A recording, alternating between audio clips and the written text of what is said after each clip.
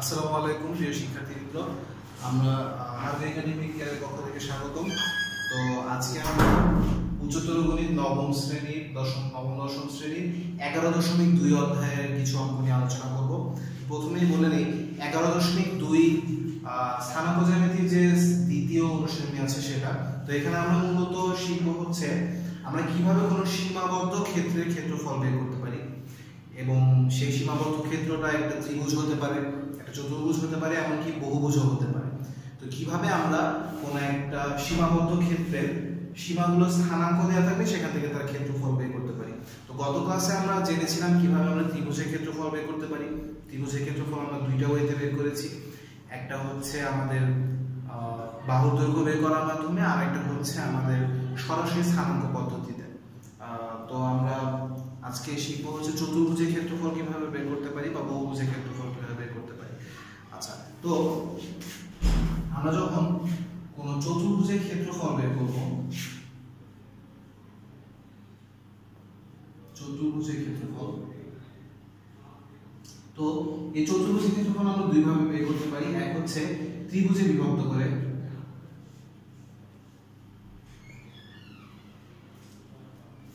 আরেকটা হচ্ছে সরাসরি স্থানাঙ্ক পদ্ধতিতে। সরাসরি স্থানাঙ্ক পদ্ধতিতে। তো আমরা ত্রিভুজে বিভক্ত করে যেটা, আমরা ধরি যে আমার কাছে একটা চতুর্ভুজ আছে, সেটা যে কোনো চতুর্ভুজ হতে পারে, A B C B.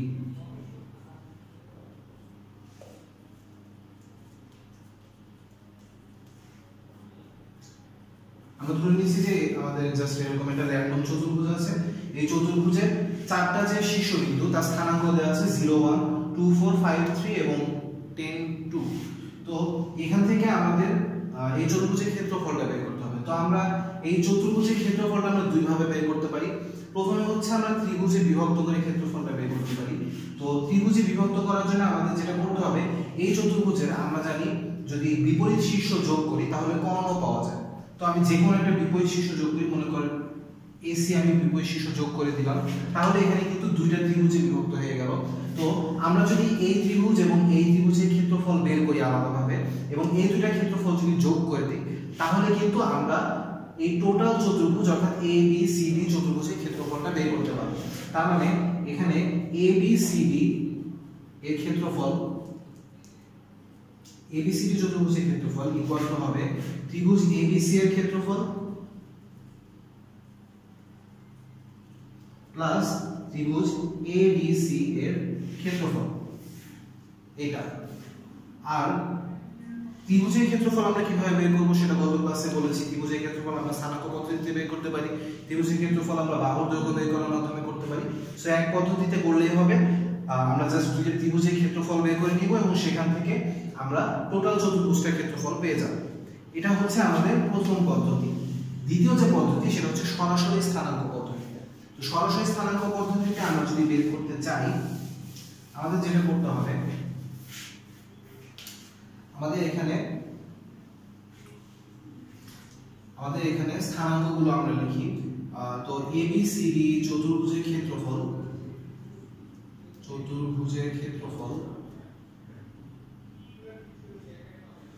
Equal to half. তো আমরা যেটা করব, যে কোনো এখানে যে বিন্দুগুলো আছে যে কোনো একটা বিন্দু নিব। তো আমরা a ইকুয়াল টু 0 আর এই বিন্দুটাই নেই, প্রথমে বিন্দুটা এখানে বসাবো। এরপর এই বিন্দু থেকে ঘড়ির কাঁটার বিপরীত দিকে আমরা যাওয়া শুরু করব। তো ঘড়ির কাঁটার বিপরীত দিকে গেলে আমরা জানি ঘড়ির কাঁটার বিপরীত দিক হচ্ছে ঘড়ির কাঁটার দিক হচ্ছে এই বরাবর, এবং ঘড়ির কাঁটার বিপরীত দিক হচ্ছে উল্টাটা অর্থাৎ এই বরাবর। ঘড়ির কাঁটার বিপরীত দিক হচ্ছে এই বরাবর। তো ঘড়ির কাঁটার বিপরীত দিকে তুমি যদি এখান থেকে অগ্রসর হও, প্রথম যে বিন্দুটা তুমি পাবে সেটা হচ্ছে 10 2। সো এই বিন্দুটা তুমি এখানে বসিয়ে দাও, এই বিন্দু স্থানাঙ্ক 10 2। তারপরে আবার যদি তুমি বিপরীত দিকে অগ্রসর হতে থাকো, প্রথম যে বিন্দুটা পাবে সেটা হচ্ছে 5 3। তারপরে যে বিন্দুটা পাবে সেটা হচ্ছে 2 4। তারপরে যে বিন্দুটা পাবে সেটা হচ্ছে মানে 2 4 হলে আমাদের চারটা বিন্দু শেষ হয়ে যায়, কিন্তু আমরা যে বিন্দু থেকে শুরু করেছিলাম আমাদের সেই বিন্দুতে আবার ফিরে আসতে হবে। তাহলে আমরা আবার 0 1 এ ফিরে আসলাম। এভাবে আমরা লিখে ফেলাম। তাহলে আমরা কি করেছিলাম, প্রথমে আমরা যে কোনো একটা বিন্দু থেকে স্টার্ট করেছি, এই বিন্দু থেকে শুরু করে ঘড়ি কাঁটার বিপরীত দিকে যে বিন্দুটা প্রথম পেয়েছি সেটা লিখলাম, আবার ঘড়ি কাঁটার বিপরীত দিকে অগ্রসর হয়ে সি পেয়েছি সেটা স্থানাঙ্ক লিখলাম, এবং তারপরে পেয়েছি 2 4 সেটা স্থানাঙ্ক লিখলাম। লেখার পরে আমরা যে বিন্দু থেকে শুরু করেছিলাম সেই বিন্দু স্থানাঙ্কটা আবার লিখলাম। এখন এই স্থানাঙ্কগুলো লেখার পরে এখান থেকে আমরা যদি ক্ষেত্রফলটা বের করতে চাই, হাফ এখানে থাকবে। আচ্ছা, আমার নিয়মটা হচ্ছে এই বরাবর গুণ হবে, এই বরাবর গুণ হবে, তাহলে এখানে 0 গুণ 2 0 হয়, 10 গুণ 3 30 হয়, 5 গুণ 4 20 হয়, 2 গুণ 1 হচ্ছে 2 হয়। এই সবগুলোকে তুমি যোগ করো, এই যোগফলটা আমি বের করে রাখলাম। আবার এখানে 1 গুণ 10 10 হয়, 2 গুণ 5 10 হয়, 3 গুণ 2 এটা হয় 6, 4 গুণ 0 এটা হবে 0। এগুলো যোগ করলাম। এখন এই প্রথম যোগফলটা এবং দ্বিতীয় যোগফলটার মাঝখানে একটা বিয়োগ হবে, অর্থাৎ প্রথম যোগফল থেকে সেকেন্ড যোগফলটা বিয়োগ হবে। এই টোটালটা আমার ব্র্যাকেটে চলে গেল। তাহলে আমার অ্যান্সারটা এখানে কত আসছে? 30 আর 20 হচ্ছে 50 52 মাইনাস 10 10 6, তার মানে হচ্ছে 26। তার মানে এখানে হাফ গুণ 26 অর্থাৎ এখানে 13 বর্গ একক আসে। তো এভাবে স্থানাঙ্ক পদ্ধতিতে আমরা কিন্তু ডাইরেক্টলি চতুর্ভুজের ক্ষেত্রফলটা বের করতে পারি। তাহলে আমরা চতুর্ভুজের ক্ষেত্রফল মূলত দুই ভাবে বের করতে পারি। একটা হচ্ছে যে কোনো একটা কর্ণ যদি আমরা টেনে দেই তাহলে এটা দুইটা ত্রিভুজ ক্ষেত্রে ভাগ হচ্ছে। এই দুইটা ত্রিভুজ ক্ষেত্রের ক্ষেত্রফল আলাদা আলাদাভাবে যোগ করে আমরা যদি আলাদা আলাদাভাবে বের করে আমরা যদি যোগ করি তাহলে কিন্তু আমরা টোটাল চতুর্ভুজটার ক্ষেত্রফল পাবো। আর আমরা স্থানাঙ্ক পদ্ধতিতে সরাসরি করতে পারি। সেই ক্ষেত্রে আমাদের যে কোনো একটা স্থানাঙ্ক নিতে হবে এবং ঘড়ি কাঁটার বিপরীত দিকে অগ্রসর হয়ে যে স্থানাঙ্কগুলো পাবো আমরা সেগুলো লিখে নিতে হবে, তারপর এটা হিসাব করে আমরা ক্ষেত্রফলটা পাবো। তো এই হচ্ছে আমাদের চতুর্ভুজের ক্ষেত্রফল নির্ণয়ের দুইটা পদ্ধতি। এখন আমরা এই ধরনের কিছু অঙ্ক করব।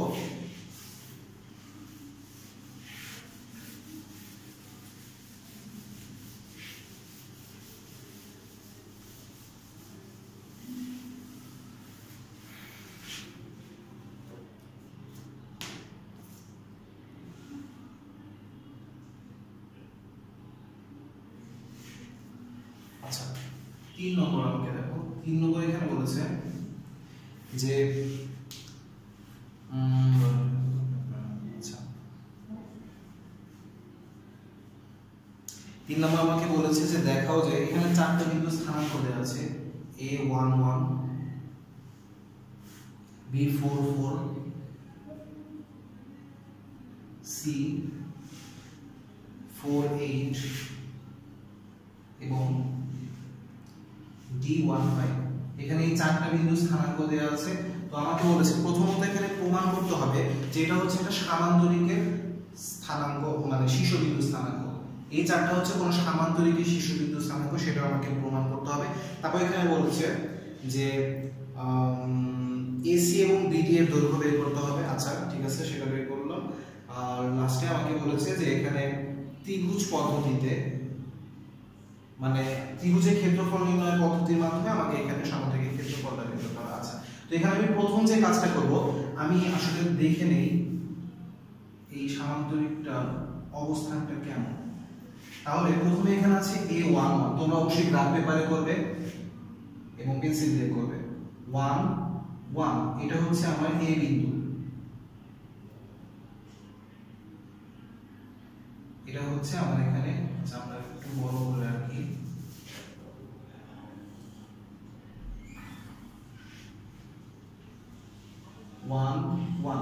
এটা হচ্ছে আমার A বিন্দু। B হচ্ছে 4 4 1 আর এটা হচ্ছে 2 3 4 2 3 4, এটা হচ্ছে B বিন্দু। 4 8 4 1 2 3 4, এই হলো 8, এটা হচ্ছে 4 8 আর 1 5 1, এখানে হচ্ছে 1 2 3 4 5 8। তাহলে এটা হচ্ছে আমার D বিন্দু, এটা হচ্ছে আমার C বিন্দু, এটা হলো B বিন্দু আর এটা হচ্ছে A বিন্দু। তো আমরা এগুলো একটু যোগ করে দেই, যোগ করলে আমাদের এটা পাওয়া যাবে। আচ্ছা, তো আমাদেরকে দেখো এখানে যদি সামান্তরিক কিনা সেটা প্রমাণ করতে হয়, তো এখানে আমরা জানি সামান্তরিকের বৈশিষ্ট্য আছে কিছু। তো সামান্তরিকের একটা বৈশিষ্ট্য হচ্ছে সামান্তরিকের বিপরীত বাহুগুলো সমান হয়। সামান্তরিকের বিপরীত বাহুগুলো অবশ্যই সমান হয়, কিন্তু এখানে আরেকটা কথা হচ্ছে বিপরীত বাহু সমান হয় এরকম আরো চতুর্ভুজ কিন্তু আমরা জানি। যেমন আয়ত যেটা, এটারও কিন্তু বিপরীত বাহুগুলো সমান হয়। একটা সামান্তরিকের যেমন বিপরীত বাহুগুলো সমান হয়, একটা আয়তক্ষেত্রেরও কিন্তু বিপরীত বাহুগুলো সমান হয়। তো কোন একটা চতুর্ভুজে আমরা যদি এটা প্রমাণ করি যে এর বিপরীত বাহুগুলো সমান, এটাই যথেষ্ট নয় এটা প্রমাণ করা যে সেটা একটা সামান্তরিক হবে, কেননা সেটা একটা আয়তক্ষেত্র হতে পারে।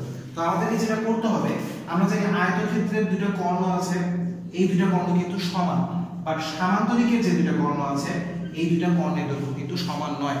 তো আমরা যদি এটাকে সামান্তরিক কিনা সেটা প্রমাণ করতে চাই, তাহলে প্রথমত আমাদের দেখাতে হবে যে বিপরীত বাহুগুলো সমান, এবং তারপরে আমাদের দেখাতে হবে যে এর কর্ণগুলো অসমান। কি বললাম, আমরা যদি এটাকে সামান্তরিক প্রুফ করতে চাই, প্রমাণ করতে চাই, আমাদের প্রথমত এর বিপরীত বাহুগুলো সমান সেটা দেখাতে হবে, এবং দ্বিতীয়ত এর কর্ণগুলো সমান নয় সেটা দেখাতে হবে। তাহলে আমাদের এখানে কাজ হচ্ছে মূলত দুইটা, এক হচ্ছে তার চারটা বাহুর দৈর্ঘ্য বের করা, দ্বিতীয়ত তার কর্ণের দৈর্ঘ্যগুলো বের করা। তাহলে আমরা লিখি এখানে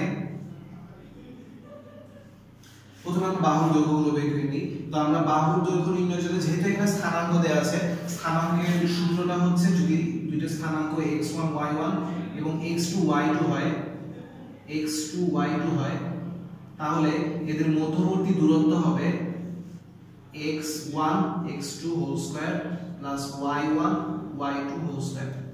যদি দুইটা বিন্দু স্থানাঙ্ক এটা হয় তাহলে তাদের মধ্যবর্তী দূরত্ব হচ্ছে এটা। তো AB যেটা, এদের মধ্যবর্তী দূরত্ব আমি তাহলে বের করলাম 1 - 4 whole square plus 1 - 4 whole square. সূত্র অনুযায়ী এটাকে পেলাম এত একক, যেটা কিনা এখানে আসবে 3 স্কয়ার তার মানে 9 + 9 অর্থাৎ 18 √18 একক। এটা গেল আমার AB এর ভ্যালু।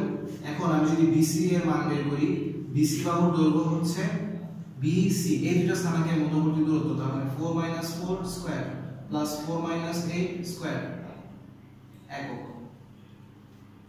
যেটা কিনা এখানে আসবে 16, এখানে 16 আসে, যার মানে এটা 4 একক আসবে, 4 একক। তারপরে আমার CD এর মান আমি বের করব, CD সমান হচ্ছে 4 - 1 স্কয়ার প্লাস 8 - 5 স্কয়ার, তাহলে 3 স্কয়ার প্লাস 3 স্কয়ার, এখানে এটা আসবে 9 + 9 18 √18 একক।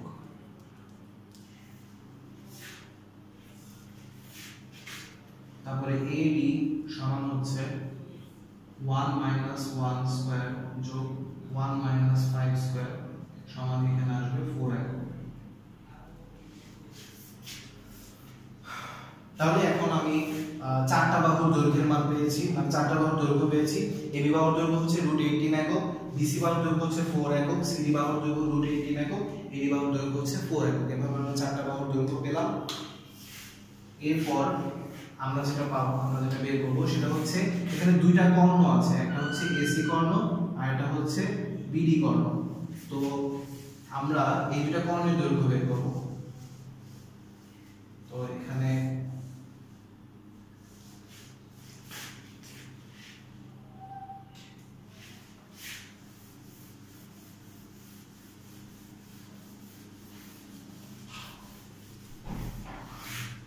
আমরা AC এর দৈর্ঘ্য বের করার জন্য A আর C এর স্থানাঙ্ক দেয়া আছে 1 - 4 স্কয়ার 1 - 8 স্কয়ার, তার মানে 3 - 3 স্কয়ার প্লাস -7 স্কয়ার, তার মানে হচ্ছে 9 প্লাস 49 √58। আর আমরা যদি BD এর মান বের করি, BD এর স্থানাঙ্ক দেয়া, B আর D দুটোরই স্থানাঙ্ক দেয়া আছে 4 - 5, তো এখান থেকে পাবো হচ্ছে 9 প্লাস 1 √10। তাহলে দেখো আমরা এখানে যে বাহু মানগুলো পেয়েছিলাম, বাহুগুলো কিন্তু বিপরীত বাহুগুলো সমান ছিল। দুইটা বাহুর দৈর্ঘ্য ছিল হচ্ছে √18 একক, দুইটা বাহুর দৈর্ঘ্য ছিল হচ্ছে 4 একক। কিন্তু এখানে আবার কর্ণগুলো, একটা কর্ণের দৈর্ঘ্য এসেছে √58 একক এবং বিডি কর্ণের দৈর্ঘ্য এসেছে √10 একক। তো তোমাদের এখানে লিখতে হবে যে এখানে এই এবিসিডি চতুর্ভুজটির বিপরীত বাহু এবিসিডি এবং বিসিএডি এদের দৈর্ঘ্য সমান। বিপরীত বাহু এবিসিডি এবং এডিবিসি এর দৈর্ঘ্য সমান, কিন্তু এর কর্ণদ্বয় বিডি এবং এসি এর দৈর্ঘ্য সমান নয়। সুতরাং এটি একটি সামান্তরিক। আমি আবার বলি, এই চতুর্ভুজের এবিসিডি এবং এডিবিসি এই বিপরীত বাহুগুলো সমান, কিন্তু কর্ণদ্বয় এসি ও বিডি সমান নয়। সুতরাং এটি একটি সামান্তরিক।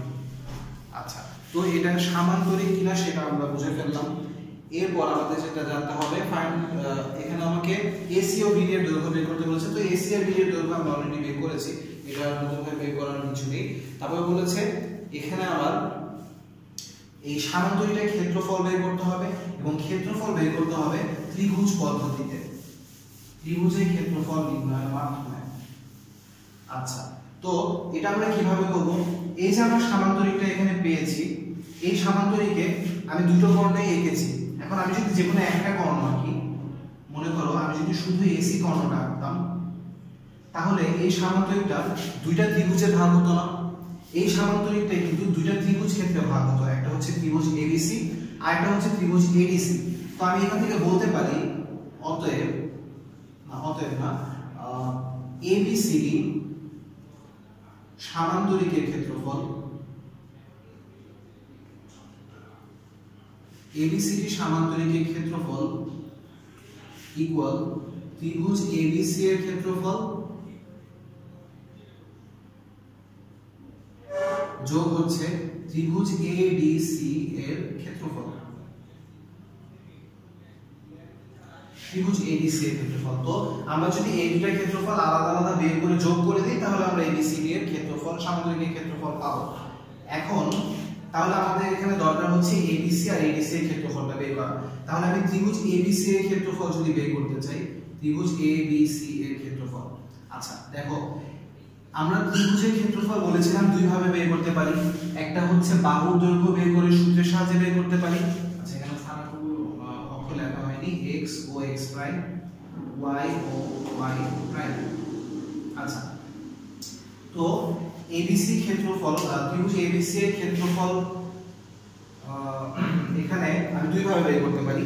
একটা হচ্ছে আমি স্থানাঙ্ক থেকে সরাসরি বের করতে পারি, আরেকটা হচ্ছে আমি বাহুর দৈর্ঘ্য বের করে সেটা সূত্রের সাহায্যে, ওই যে আমাদের যে সূত্রটা ছিল √s s - a s - b s - c, ওই সূত্র দিয়ে করতে পারি, যেটা আমরা গত ক্লাসে করেছিলাম। তো এখানে আমার সহজ হয় বা কম তোমার সময়ে করতে পারবো হচ্ছে যদি আমি স্থানাঙ্ক পদ্ধতিতে করি। তো এখানে আমি যেটা করব, এই দুটো ত্রিভুজেরই ক্ষেত্রফল স্থানাঙ্ক পদ্ধতিতে বের করব। তো স্থানাঙ্ক পদ্ধতিতে বের করার জন্য যে বলেছিলাম, প্রথমে আমি দেখি এখানে হাফ দিলাম। এখন এবিসি ত্রিভুজ কোনটা? এবিসি ত্রিভুজ হচ্ছে এইটা, এই ত্রিভুজটা আমি দাগ দিয়ে ইন্ডিকেট করতেছি। এবিসি হচ্ছে এই ত্রিভুজটা। এখন এই ত্রিভুজের ক্ষেত্রফল যদি আমার বের করতে হয়, আমার তিনটা বিন্দু স্থানাঙ্ক লাগবে, এ বি আর সি। তিনটা বিন্দু স্থানাঙ্ক আমি জানি। আরেকটা জিনিস আমার করতে হবে, আমি যে কোনো একটা বিন্দু থেকে শুরু করব। তো আমি ধরো সি বিন্দু থেকে শুরু করলাম, সি বিন্দু স্থানাঙ্ক আমি লিখলাম 4 8।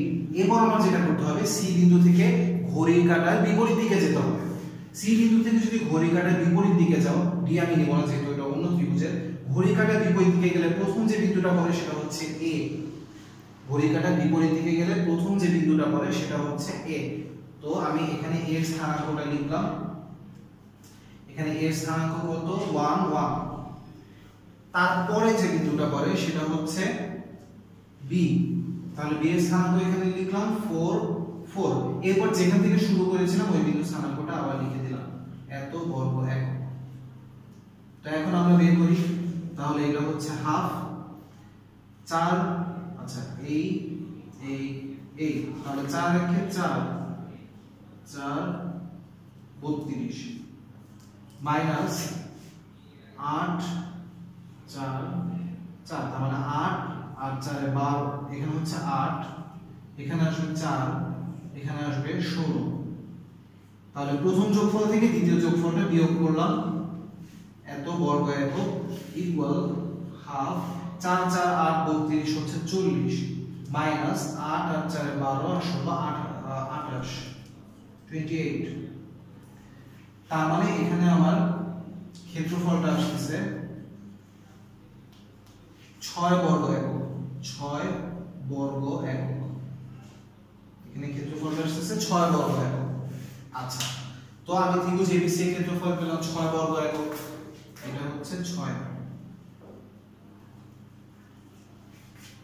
এখন আমরা ত্রিভুজ এডিসি এর ক্ষেত্রফলটা বের করব। তাহলে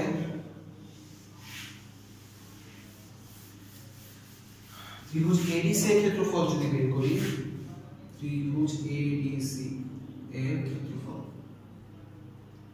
ত্রিভুজ এডিসি এর ক্ষেত্রফল বের করলাম, এখানে হাফ দিলাম।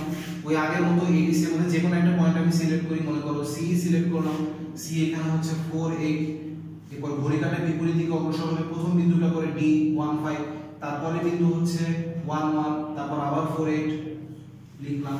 এখন ওই আগের মতো প্রথমে কি করতে হবে, এগুলো 4 5 এটা, তাহলে 4 5 20, 1 1 1, 1 আর 8 8 যোগ করলাম, মাইনাস 8 এর সাথে 1 গুণ হলে 8, 5 এর সাথে 1 গুণ হলে 5, 4 এর সাথে 1 গুণ হলে 4,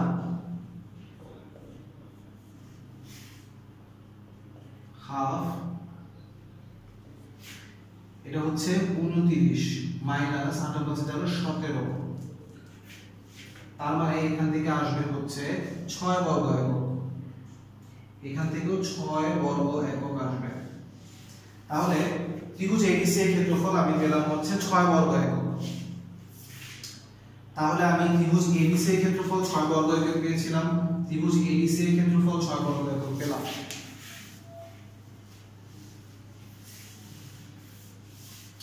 তাহলে আমার যে সামান্তরিকটার ক্ষেত্রফল, এখানে এটা আসবে, এবিসি এর ক্ষেত্রফল 6 পেয়েছি, এটা 6 পেয়েছি, এই বর্গ একক, তার মানে এটা হলো 12 বর্গ একক। আচ্ছা, তাহলে এবিসি সামান্তরিকের ক্ষেত্রফল হচ্ছে 12 বর্গ একক। তো এটাই তোমাকে বের করতে বলেছিল সামান্তরিকটির ক্ষেত্রফল। এই হচ্ছে আমাদের 3 নম্বরটা। আচ্ছা,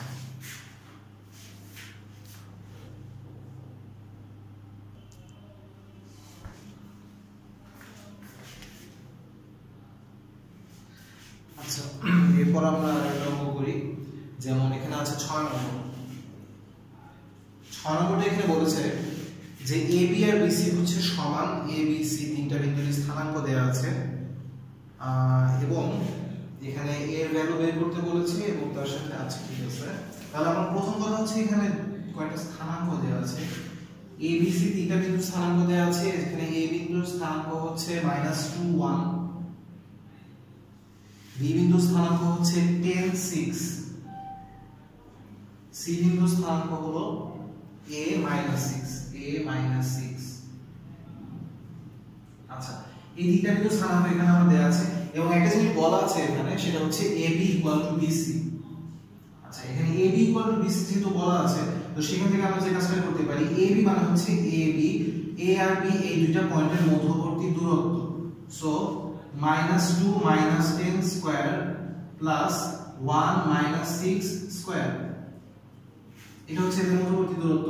BC হচ্ছে 10 - a স্কয়ার প্লাস 6 6 - 6, তার মানে 6 + 6 স্কয়ার, -2 আর -10 মিলে হচ্ছে -12 স্কয়ার, এটা হচ্ছে -5 স্কয়ার ইকুয়াল, এটা হচ্ছে 10 মাইনাস এর যা আছে তাই, আর এটা হচ্ছে 6 মানে 12 স্কয়ার। তো আমরা এখানে 12 স্কয়ার ইকুয়াল টু আমরা জানি 144 হবে, এটা 25 হবে, আর এখানে 10 মাইনাস a স্কয়ার যেটা আছে সেটা আমরা আগে না ভাগাই, এটা এভাবেই থাক, প্লাস এটা 1 4 হবে। এখন আমরা যেটা করব সেটা হচ্ছে এখানে উভয় পক্ষে আমরা বর্গ করব, বর্গ করলে কি হবে এখানে স্কয়ারটা উঠে যাবে, তাহলে এখানে 144 প্লাস 25 থাকবে আর এখানে 10 মাইনাস a স্কয়ার যোগ 144 থাকবে। তাহলে এখানে 144 আর 144 কে আমি কেটে দিতে পারি, তাহলে এখানে যেটা থাকে 25 equal to 10 minus a square এটা থাকে। আচ্ছা এখন আমরা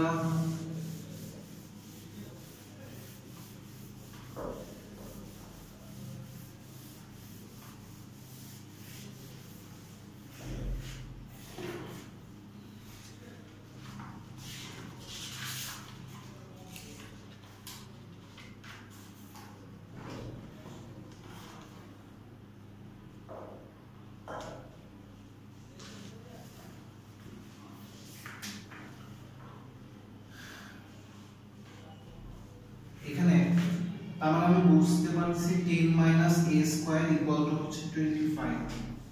এখন আমি এখানে যদি রুট করি, রুট করলে এখানে 10 মাইনাস a এখানে রুট 25 চলে আসবে। এখন রুট 25 এর মান কিন্তু এখানে অবশ্যই প্লাস মাইনাস 5 দিতে হবে।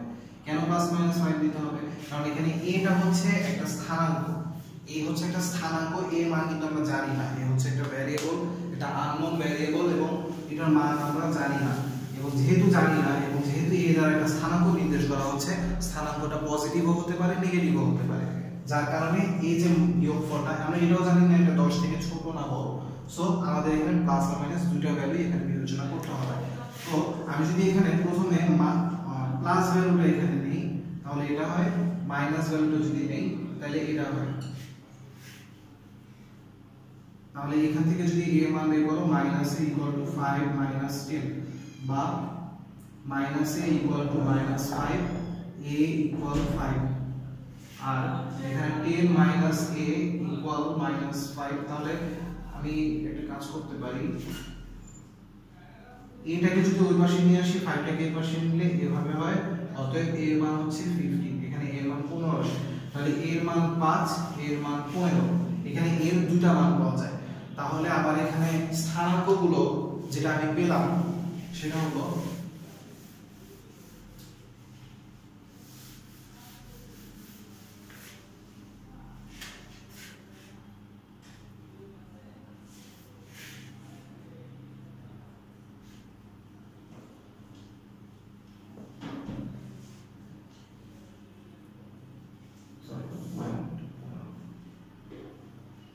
তাহলে এখানে আমি দুই ধরনের স্থানাঙ্ক পেলাম, একটা হচ্ছে এইটা আর একটা হচ্ছে এইটা। আমাকে পরবর্তীতে বলেছে যে এখানে আমার এই ত্রিভুজের ক্ষেত্রফল বের করতে হবে। যখন এই a ভ্যালুটা আমি পেয়ে গেলাম, এই ত্রিভুজের ক্ষেত্রফল বের করতে হবে। এখন যেহেতু এখানে আমার a এর ভ্যালু দুইটা এসেছে, তাহলে আমাকে এখানে দুইটা ত্রিভুজের ক্ষেত্রফল বের করতে হবে, এই ক্ষেত্রে বের করতে হবে, এখানে বের করতে হবে। তো তোমরা ওই স্থানাঙ্ক পদ্ধতিতে এই ত্রিভুজের ক্ষেত্রফলগুলো বের করবে ওই আগের মতো করে। তো এখানে আমি অ্যানসারটা একটু বলে দিচ্ছি, যখন তুমি a এর মানটা 5 নিবে, অর্থাৎ এইটার ক্ষেত্রে ক্ষেত্রফলটা আসবে হলো 119 ডিভাইডেড বাই 2 স্কয়ার ইউনিট মানে বর্গ একক, আর এটার ক্ষেত্রে ক্ষেত্রফলটা আসবে হলো 169 বাই 2 বর্গ একক। তোমরা এটা ভাষা অবশ্যই করবে। এটার ক্ষেত্রে ক্ষেত্রফল এটা আসবে এবং 15 এর ক্ষেত্রে ক্ষেত্রফল হচ্ছে এটা আসবে, এখানে দুটো অ্যানসার আসবে। আচ্ছা এখন তাহলে আমরা পরের অঙ্কে চলে যাচ্ছি।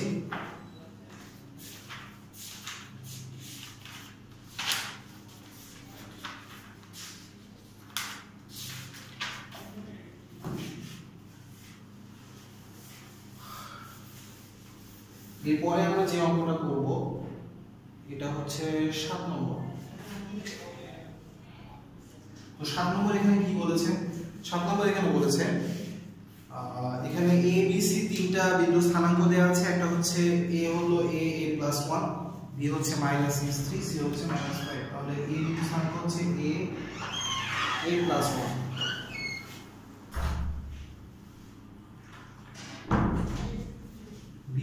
স্থানাঙ্ক -6 -3, সি বিন্দু স্থানাঙ্ক 5 -1। এখানে এই তিনটা বিন্দু স্থানাঙ্ক দেওয়া আছে। আর এখানে বলা আছে যে AB is twice, আচ্ছা তার মানে এখানে AB হলো AC এর দ্বিগুণ, এটা বলা আছে। আচ্ছা তো এখান থেকে আমাকে A এর ভ্যালু বের করতে বলেছে। তো এটা কিছুটা আগের মতোই, এখানে তোমার এই দুটো দূরত্ব দেওয়া আছে এবং বলা আছে এই দূরত্বটা হচ্ছে এই দূরত্বের দ্বিগুণ। তো সেখান থেকে আমার এর মানে এর মানগুলো বের করতে বলেছে।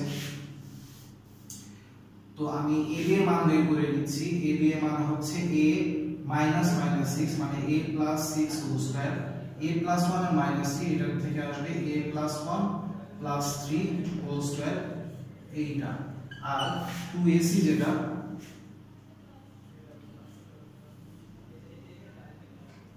A -5 whole square A + 1 whole square.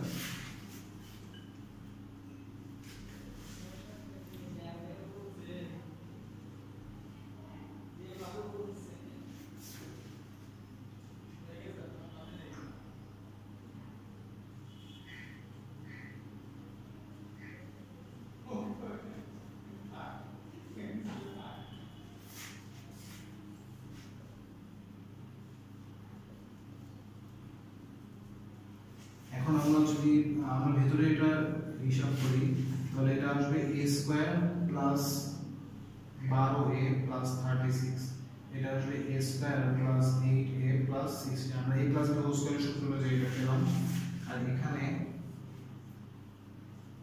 a square minus 10a plus 25, a square plus 4a plus 4,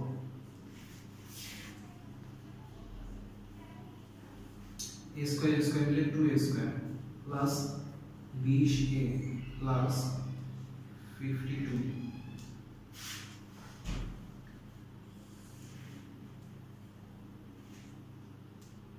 6a 29।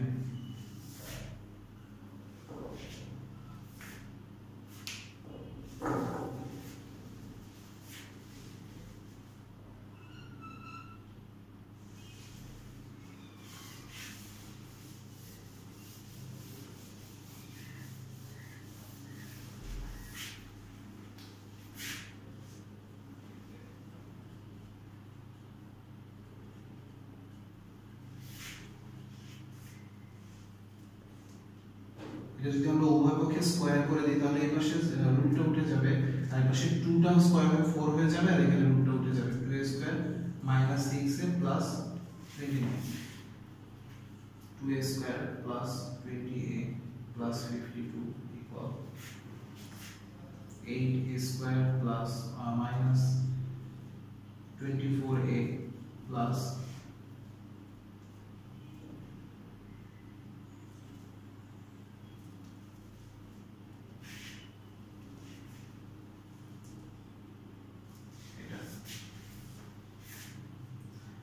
যেটা করবো এখানে যা আছে সবকিছু পুরো পাশে নিয়ে আসবো।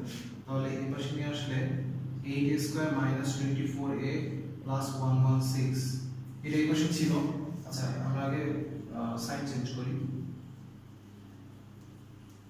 অর্থাৎ এই সাইডে লিখলাম, এই সাইডে লিখলাম। এখন আমরা যদি এখানে সবকিছুকে লেফট সাইডে নিয়ে আসি,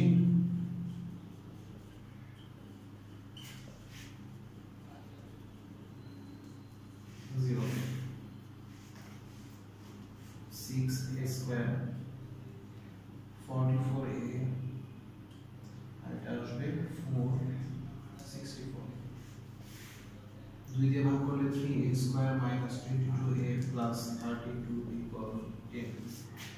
আচ্ছা এখন আমরা দেখি যে এটা কিভাবে মিডল টার্ম যেতে পারে। তাহলে 96, আচ্ছা এটা আমরা 16 আর 6 দিয়ে আমরা মিডল টার্ম করতে পারি।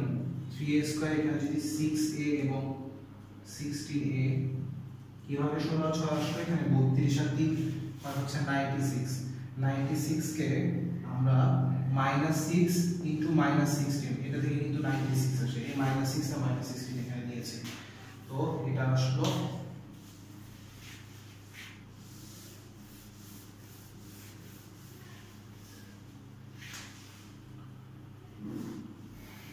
তাহলে সেক্ষেত্রে 3a যদি কমন নেওয়া হয় a minus 2 আর এখানে 16 যদি কমন নেওয়া হয় a minus 2 equal 10 a minus 2 3a minus 16 equal তাহলে এটা হচ্ছে a এখান থেকে দুইটা ভ্যালু আসবে এখান থেকে আমার দুটো ভ্যালু আসতেছে এর একটা ভ্যালু আসতেছে হচ্ছে 2 আর একটা ভ্যালু আসতেছে 16/3 তাহলে এখান থেকে আমার এই দুটো ভ্যালু আমি পাচ্ছি এ হচ্ছে 2 আর এ হচ্ছে 16/3 তাহলে এখানে আমাকে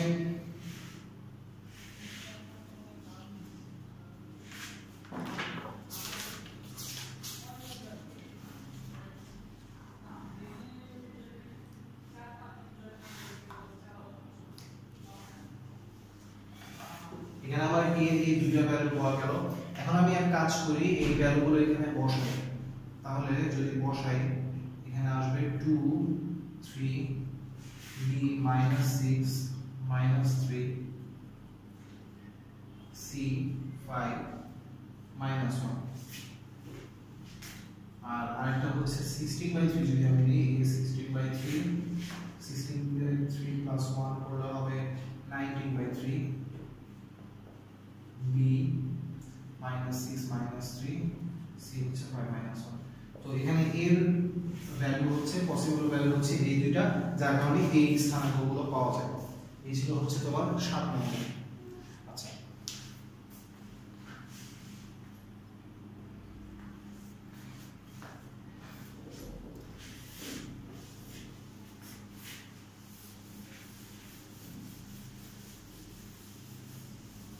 10 নম্বর এরপর আমরা করব তো 10 নম্বর আমাকে এখানে যেটা বলেছিল 10 নম্বর যেটা বলেছিল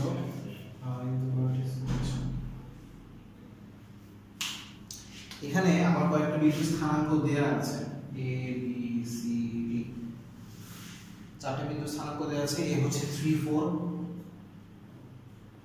b হলো -4 2 -4 2 6 -1 এবং d হচ্ছে p3 তো আমাকে বলেছে প্রথম কথা এই স্থানাঙ্কগুলো অ্যান্টি ক্লকওয়াইজ দেয়া আছে সেটা আমাকে বলেছে আর দ্বিতীয়ত এখানে বলেছে যে এখানে কি p বের করো যখন ABCD এর ক্ষেত্রফল ABC এর আচ্ছা তাহলে এখানে যে ABCD এর ক্ষেত্রফল এই ABCD এর ক্ষেত্রফল হলো ABC এর যে ক্ষেত্রফল আছে ABC এর ক্ষেত্রফল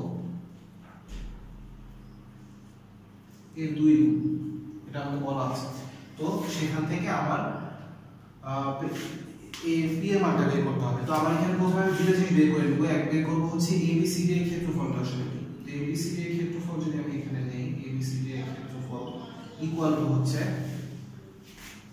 ওই আগের মতো আমি স্থানাঙ্ক পদ্ধতিতে এখানে করব আচ্ছা এবং এখানে যেহেতু আমার বলাই আছে যে এগুলো বিপরীত ক্রমে নেওয়া হয়েছে মানে ঘড়ি কাঁটার বিপরীত দিকে নেওয়া হয়েছে তো আমার এখানে জাস্ট স্থানাঙ্ক মানে গ্রাফ পেপারে আঁকা লাগবে না আমি এখানে ডিরেক্ট বসাই দিলাম একটা থেকে শুরু করলাম 3 4 -4 2 6 -1 p3 এবং শেষ হবে আবার 3 4 এ গিয়ে এত বর্গ একক তো এটা আমরা হিসাব করি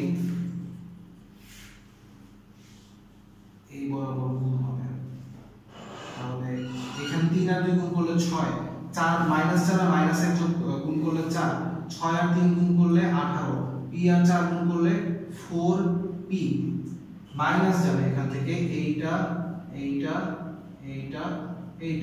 তার মানে 4 আর -4 গুণ করলে হয় -60 2 আর 6 গুণ করলে হয় 12 -1 আর p গুণ করলে হয় -p 3 আর 3 গুণ করলে হয় 9 এত বর্গ একক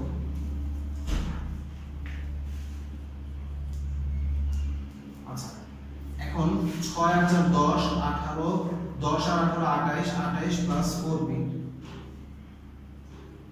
মাইনাস 16 থেকে 12 বাদ দিলে -4 আর 9 মিলে হচ্ছে 5 তাহলে এটা আসবে 5 p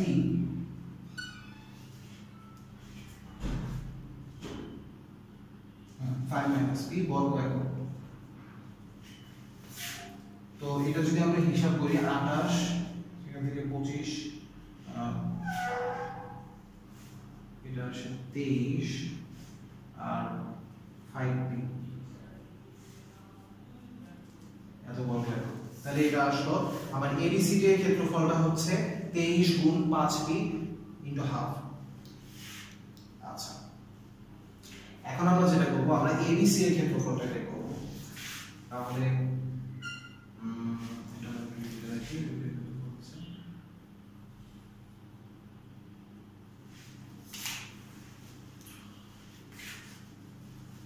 এবিসি এর যে ক্ষেত্রফল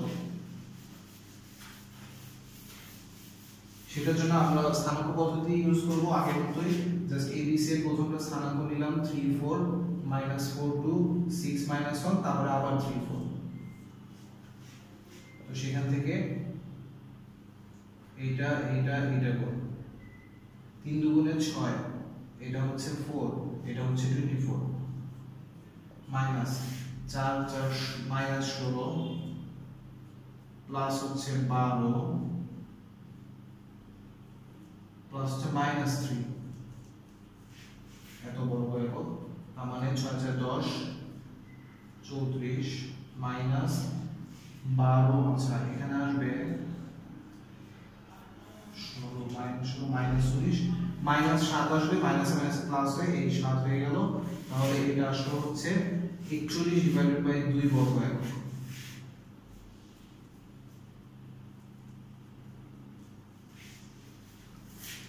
আমরা একটু লিখি 3 4 -4 2